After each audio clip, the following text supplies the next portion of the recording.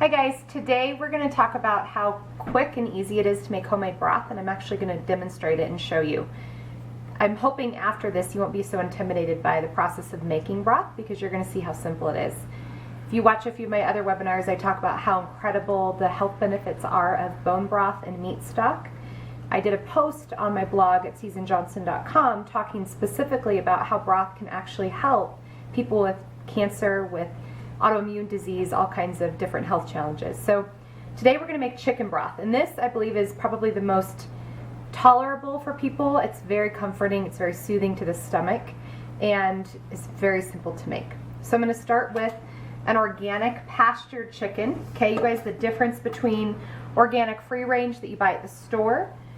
Organic free range from the store is fed organic corn and soy. Chicken are actually supposed to eat on pasture, eat bugs and insects. So this is from a farm where they actually pasture the chickens, they eat bugs and insects. It's far superior in quality. So I've rinsed the chicken and thawed it. I'm going to dump it in my stock pot here. I also am going to add chicken feet. So my husband was totally freaked out when I did this once. He saw me do it one of the first times put it in. He's thinking, oh my gosh, now what are you going to feed me? But these are chicken feet from the pastured chicken. You can get them at any health food store. The reason, as creepy as they are, the reason we add them, you're not going to eat them, I promise. The reason we add them is because this is where a lot of the gelatinous properties lie, is actually in the chicken's feet. You aren't going to eat them. You just put it in the stock pot and let it cook, and you'll find that at the end of cooking broth with chicken feet, it will always gel. And what you want your broth to be like at the end is a really gelatinous consistency. So we added the chicken feet. I'm going to wash my hands. I've added 4 quarts of filtered water, okay? So when you do stock, you want to add about 4 to 5 quarts of water. So this is the 4th quart. I have the rest of the water in here. So about 16 cups of water, filtered water. This is the best part.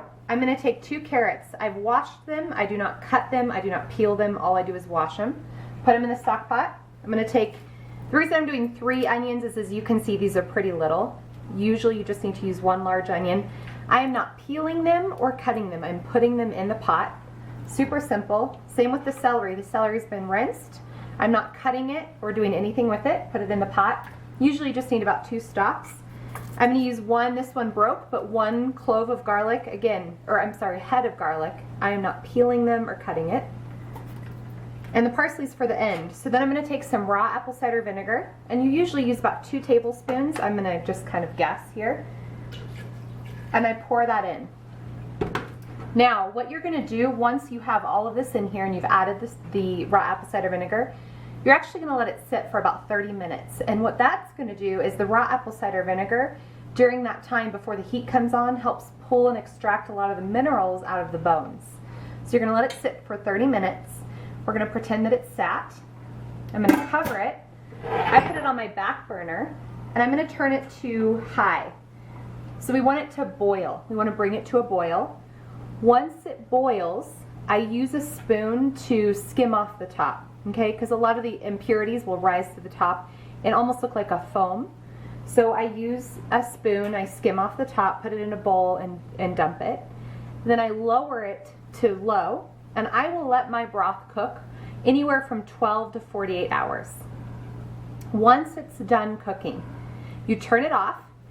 You add a bunch of organic parsley. So I'll probably take half of this bunch once it's done, throw it in here, and then I'm going to generously add some sea salt. So I'll probably add at least 1 tablespoon of sea salt to the broth. And we prefer, my husband, myself, and my 2 kids prefer the broth saltier.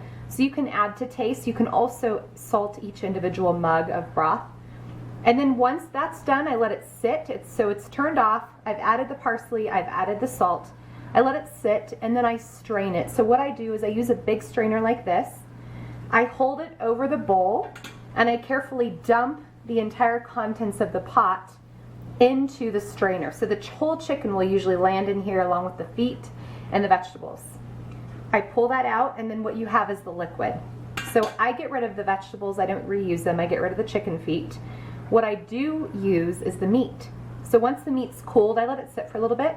Once it is cooled enough to be able to use your hands, I take all of the meat out, I put it in a glass container, and I store it in the fridge. We use it for enchiladas, we use it for salads. Sometimes I'll make some homemade barbecue sauce, throw it on the chicken, and it's pulled chicken. It's a really simple and quick meal. And then this is really important to understand. So when you do, this is from a previous batch of broth that I made last week. See the dark color, it means it's full of minerals and incredible nutrients. So when I freeze broth, this is a really important tip. I always freeze it in glass mason jars. But when I freeze it, I only fill it to about here. So you leave a quarter, maybe an inch of space. You put it in the freezer once it's cooled down, and you do not put the lid on it. So I put it in the freezer with it filled to about here.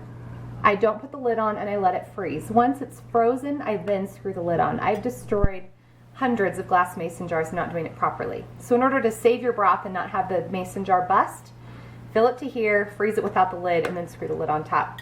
Defrost it setting on your counter until it's totally defrosted.